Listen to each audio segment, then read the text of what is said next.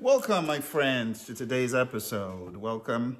Last time I promised I was going to tell you the secret to getting far quick.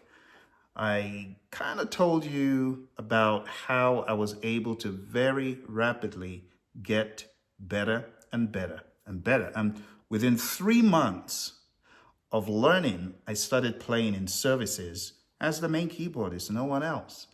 Although I was relegated quite a bit to key C, but then I started breaking away from key C and trying out more and more stuff. But what helped me to grow exponentially was playing with other musicians in high stakes situations live. Think about that for a second. Playing live, that's scary enough, and playing live in high stakes situations where if you goof, if you mess up, everyone's going to see.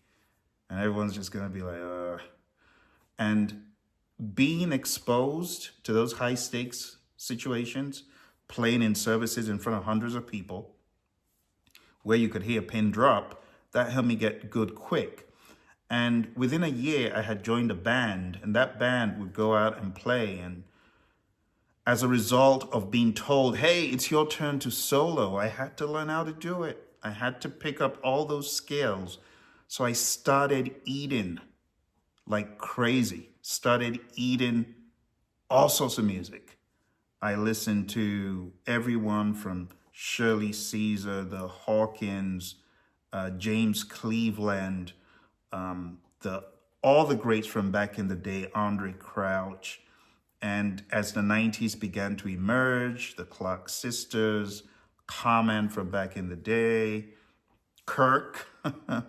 And then my taste started going more into jazz. So Bob James was a staple. George Benson was a staple. Earl Klugh was a staple.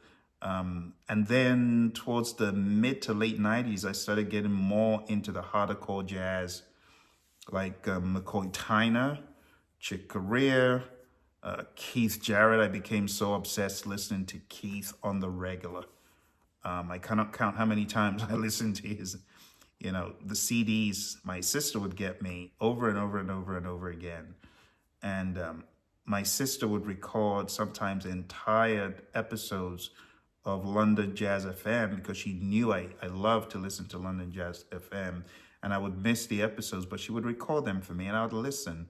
And a lot of that music is still stuck in my head till today, like 20 years later, still stuck in my head.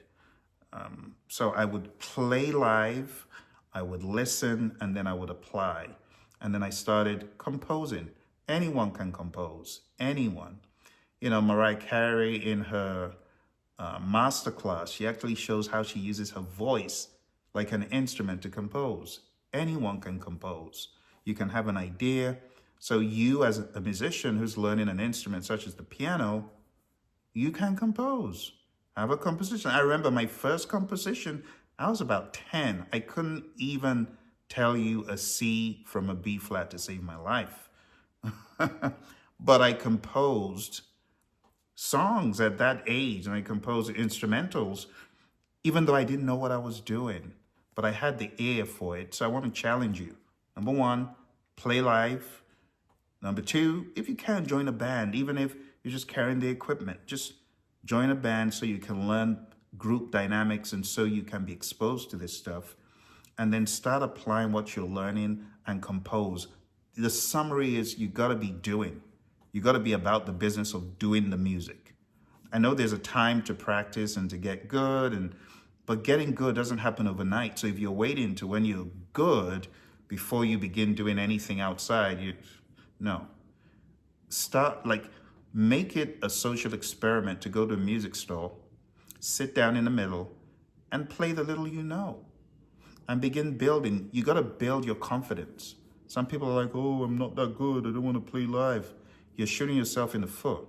Because the less you play live, the less you're going to be exposed to the real music. It's like people who go to college and they ain't got no experience. And when they finally go out, they realize, oh, it's so different. You don't want to wait for that. So you want to build it in to whatever you're doing. Even if you're sitting down there playing a C, D, E, F, G, A, B, C, that's fine. But the way to get really good is to practice and to play in front of an audience and to try again, try different things and get comfortable with different things, try different things with different musicians. I think the first album I played on was, I want to say, within a year and a half of learning. And then I got invited to play on an album. Back in the day, everything would be one take and it would be reel to reel. But you want exposure quick. You know, if you are in a religious organization, maybe joining a choir or just watching how things are done could help you. That's the way to grow. You got to be in the doing.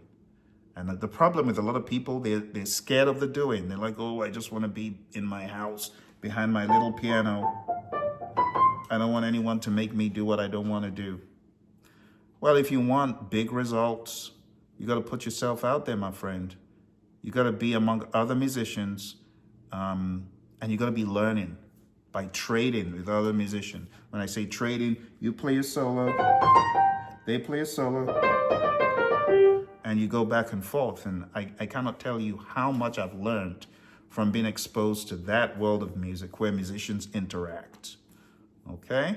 I hope this gave you some inspiration. I wish you all the best on your journey. If you got any questions, don't hesitate to put them in the chat. And remember, like I've always said, you can grab the book, Piano Noob to Ninja, From Piano Noob to Ninja. You can find that on Amazon by Phil C. And just study the book. You can get it on Kindle. You can get a hard copy. Okay? I wish you all the very best. Always here to support your endeavors. And if you got any questions, again, put them in the comments. Bye for now.